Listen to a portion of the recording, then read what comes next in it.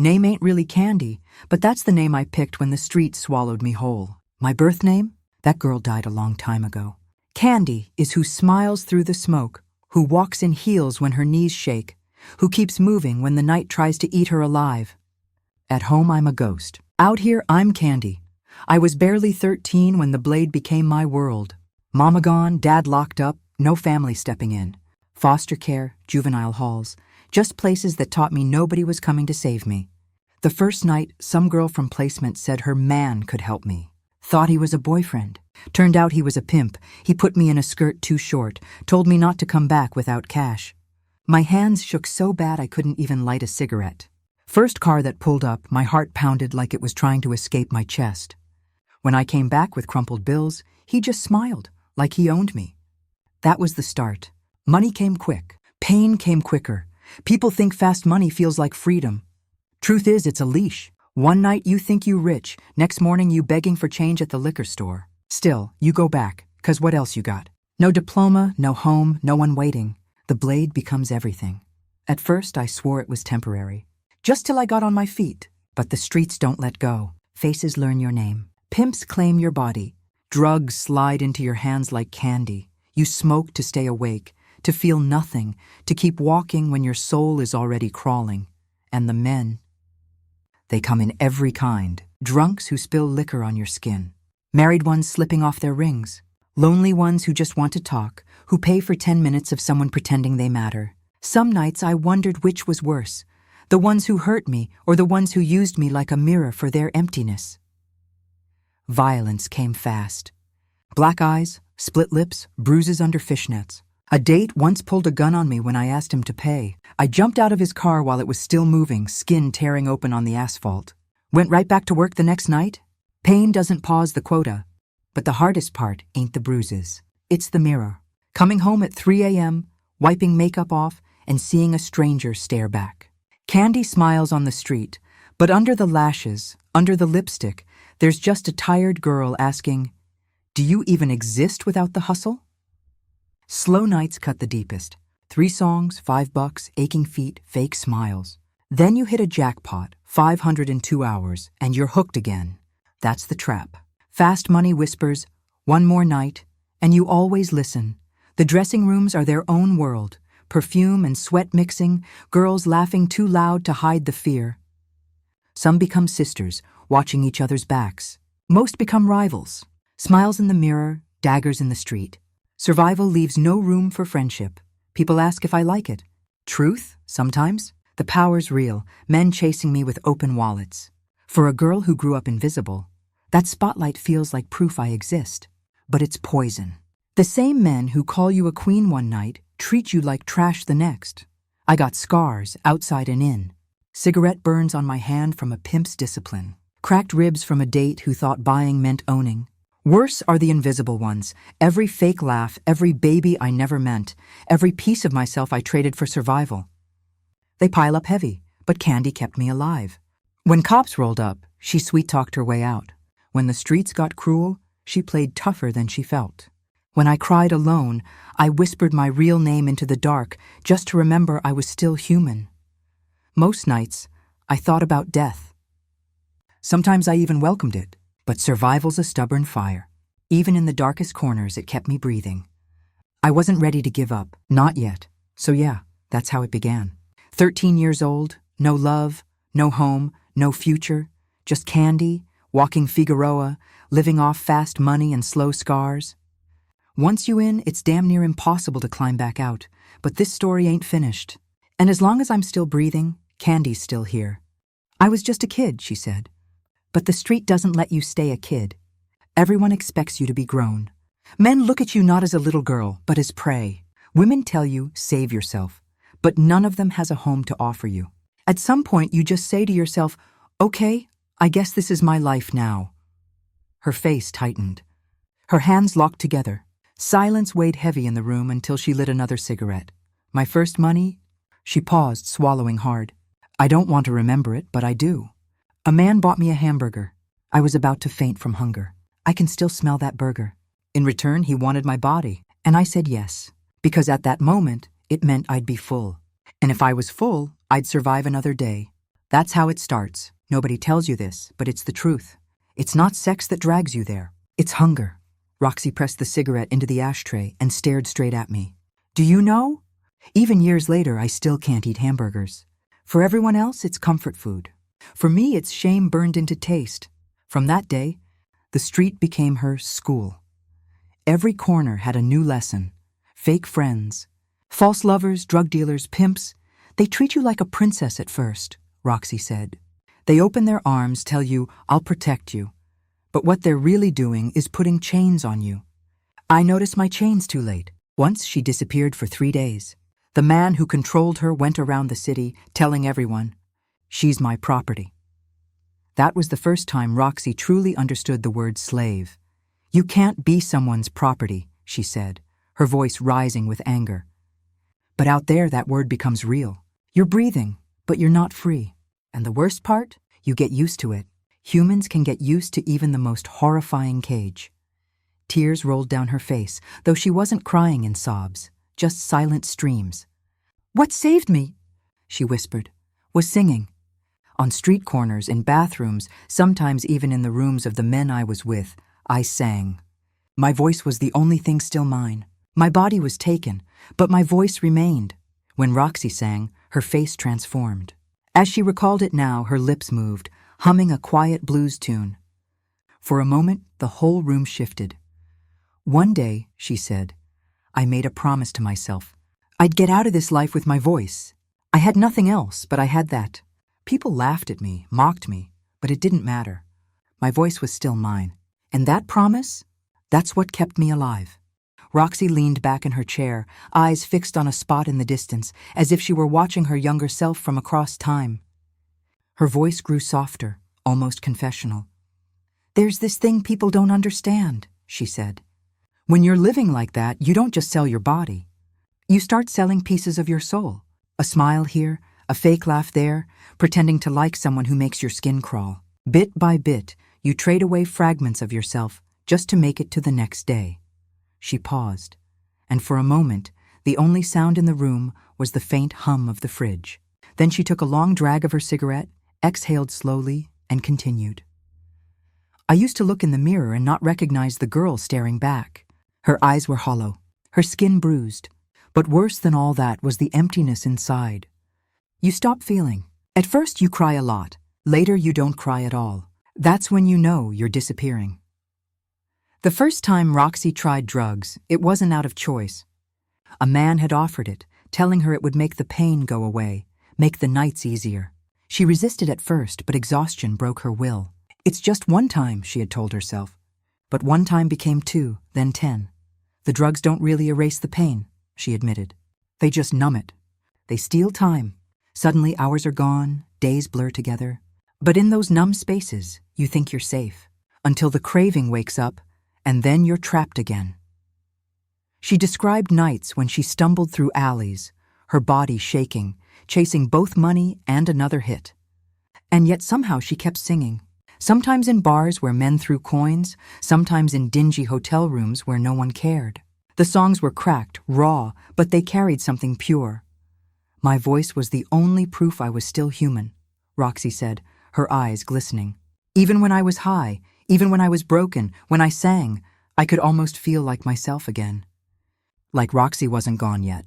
There were moments of kindness, rare but unforgettable. A waitress who slipped her free coffee on a freezing night.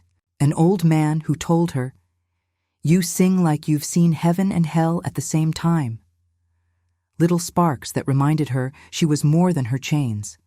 But there was also violence. Roxy flinched when she spoke of it, her hands instinctively touching her arms as though to cover invisible wounds. Some men don't see you as human. They see you as an object to break. The worst part isn't the bruises, it's the silence afterward. You go back to work the next night as if nothing happened. Because what choice do you have? She looked down, twisting the cigarette between her fingers. People say, why don't you just leave? They don't understand. Leave to where? With what money? Who opens their doors to a girl like me? You stay because the world outside feels colder than the hell you already know. And yet, the dream of escape never fully left her. Roxy would imagine herself on a stage, dressed in something elegant, a microphone in her hand, singing to a crowd that listened, really listened. That dream was like a lighthouse, she said. Far away, maybe unreachable, but always shining. It stopped me from drowning completely. At the end of the chapter, Roxy's tone shifted. The despair was still there, but so was defiance. "I'm not telling you this for pity," she said firmly. "I'm telling you because survival is ugly. And I survived. That means my story isn't just about what was done to me. It's about what I refused to let die inside me. My voice. My dream. Me." Chapter 3 shows Roxy's descent into numbness, drugs, violence, and the loss of self, balanced by her fragile thread of survival through music and the dream of freedom. By the time Roxy reached her late teens, the street had carved itself into her bones. She spoke about those years with a strange mix of detachment and rage, like someone describing scars that would never fully fade. "I stopped counting birthdays," she said. "There was no cake, no candles, no friends singing. Just another night, another client. Sometimes I'd whisper to myself, 'Happy birthday, Roxy,' and then go back to work. That's how time slipped away." Her voice hardened. "The men aged me faster than years ever could. I was 17, but I felt 40. My body carried stories I never agreed to live. And every night I told myself the same lie, 'Tomorrow I'll leave.' But tomorrow never came." She described how the city itself became a cage. The neon lights that once felt alive now mocked her. Every street corner carried memories of transactions, betrayals, bruises. "It's like the whole city had eyes," she said, "and they all knew who I was. Even if I walked away, where could I hide from that?" The worst betrayals, she explained, didn't come from strangers. They came from the ones who promised love. Roxy spoke of a man who had told her, "You're special, I'll take you out of this life." She believed him. For a moment, she thought she'd been chosen. But within weeks, he was taking her money, controlling her even tighter than the others. "That's when I stopped believing in saviors," she said. "No one was coming. If I wanted out, I'd have to fight my own way out." Her survival became more strategic. She learned to read men's faces in seconds, to sense danger before it struck. She hid money in places no one would think to look. She built escape routes in her head for every motel room. "Survival made me paranoid," she admitted, "but paranoia kept me alive." Still, the violence escalated. One night she was beaten so badly she couldn't walk. Crawling to a bathroom mirror, she looked at her swollen face and whispered, "Is this it? Is this how it ends?" She thought about letting go. The silence of death seemed easier than the chaos of life. But then she remembered her voice. "I sang that night," she said quietly. Barely able to breathe, blood in my mouth, I sang to myself in that bathroom. My reflection didn't look like me, but my voice, it was still mine. That's when I realized if they couldn't take my voice, they hadn't won yet. That night became a turning point. Roxy started seeking small cracks in the walls of her prison. She found a community center with an old piano. Sometimes late at night, she'd sneak in and practice. She barely knew the keys, but pressing them, humming along, gave her a taste of a different world. "It was the first time in years I felt hope," she confessed. Hope, however fragile, became her rebellion. She started refusing certain clients, no matter the risk. She protected her voice, avoiding smoke-filled rooms, drinking water instead of cheap liquor. "I treated my voice like it was the only treasure I had," she said. Because it was. Her dreams grew sharper. She imagined not just singing, but performing. She pictured lights shining not from street signs, but from a stage.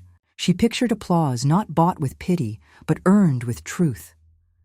"People think survival is about toughness," Roxy said, leaning forward, her eyes burning. "But survival is also about holding on to beauty. If you lose all beauty, you die even if your heart still beats. My beauty was my voice, my dream. That's what I held on to." As she finished, Roxy lit another cigarette, her hands steadier than before. "I don't know how I made it through those years," she admitted. "But I know this, they didn't break me. They tried, God, they tried, but I'm still here. And as long as I'm here, my story isn't over." Roxy took a long pause before beginning this part of her story. She leaned forward, elbows on her knees, cigarette dangling between her fingers. Her eyes softened, but there was a fire underneath them, something unbroken, something defiant. "This is the part people don't expect," she said. They think girls like me never get out, and most don't. But somehow, I did. The turning point came the night she collapsed. After years of hunger, violence, and drugs, her body simply gave out. She woke up in a hospital bed, the fluorescent lights buzzing above her throat dry, her body trembling. The doctor looked at me like I was already gone, she remembered. Like I wasn't worth saving. That look lit a fire in me. I thought, no, you don't get to write my ending. When she was discharged, she walked out of the hospital with nothing. No home, no money, no safety net. But she had one thing left, her voice. She found a small shelter that let her stay for a few nights. In exchange, she cleaned floors and washed dishes. At night, when everyone else slept, she sang softly to herself in the dark. One of the volunteers heard me, she said, her lips curling into a rare smile. She told me, you don't belong on the streets, you belong on a stage. No one had ever said that to me before. Not as a lie, not as a trick. She meant it, and for the first time, I believed it. With the volunteers' help, Roxy began performing at tiny open mic nights. The rooms were half empty, the audiences distracted, but she sang like her life depended on it, because it did. Every note was a piece of me I'd fought to keep, she said. I wasn't just singing songs. I was singing my survival. Slowly, people started to notice. A bartender let her sing on weekends. A guitarist offered to play behind her for free. The applause was small, scattered, but it was real. That sound, she whispered, was more healing than any drug. It told me I was still alive and people could still hear me. Roxy didn't pretend it was a clean escape. There were relapses, nights when the streets called her back, times when the weight of shame almost crushed her. But every time I wanted to give up, she said, I remembered that promise I made to myself in the bathroom mirror, that they would never take my voice. That promise pulled me back. Today, Roxy still carries the scars. She doesn't hide them. I'll never be the girl I was before, she admitted. But maybe that's okay. Because the girl I am now, she's strong. She tells the truth. She sings with a voice no one could silence. She looked straight at me then, her eyes steady, unflinching. People want a happy ending. I won't lie and say everything is perfect. It's not. I still have nightmares.